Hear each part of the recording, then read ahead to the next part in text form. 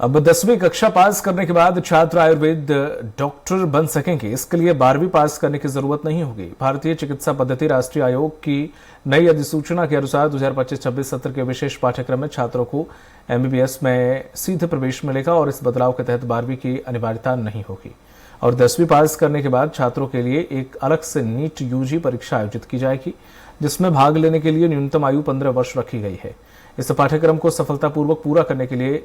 कुल 7.5 साल का समय लगेगा, जिसमें प्रारंभिक 2 साल प्री आयुर्वेद के लिए होंगे और फिर साल का एमबीबीएस, 4 साल का एमबीबीएस और 1 साल की अनिवार्य इंटर्नशिप शामिल होगी।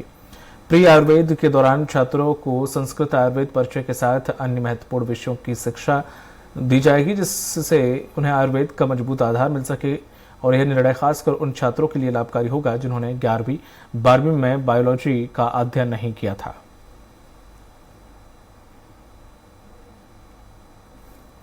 लगता है कि एक बहुत पॉजिटिव आउटलुक है आयुर्वेद को लेके, क्योंकि जैसे जनरली क्या होता है जब नीट में कम स्कोर होता है तो एक सेकंड प्रेफरेंस रहती है आयुर्वेद करने की। लेकिन जैसे अभी जो 10+2 का है तो उसमें जो 2 साल का है वो एक्सपोजर अच्छा रहेगा, तो बच्चे इंक्लाइंड ज़्यादा रहेंगे आयुर्वेद की तरफ।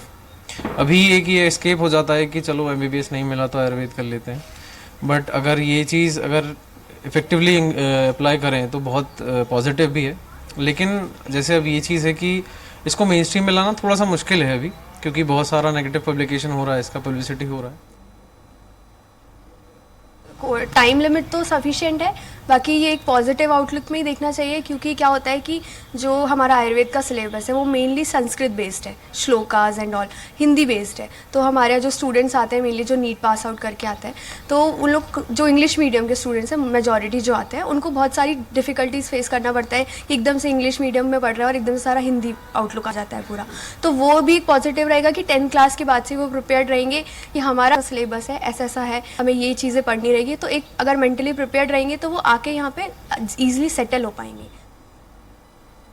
एज तो सही है, क्योंकि हम जो अभी हम कर रहे हैं वो 5.5 साल का ही होता है, तो 10 से देखें तो 7.5 साल सफिशिएंट है। उसके लिए बच्चा अगर 15 साल में अगर वो 10th निकाल रहा है तो उसको एक क्राइटेरिया, मतलब कि उसको ये रहेगा कि दिशाहीन नहीं रहेगा, वो उसको आयुर्वेद ही करना है तो वो आयुर्वेद ही करेगा, कि 12th के बाद वो भटकेगा नहीं कि अगर नीट नहीं निकला तो बीएससी कर ले, कुछ कर ले। तो 10th के बाद और लिमिटेड सीट्स ही हैं, 2 गुरुकुल खुल रहे हैं हर स्टेट में और उसमें भी कुछ ही बच्चे रहेंगे, तो इससे क्या रहेगा कि अच्छे वैद्य और निकलेंगे।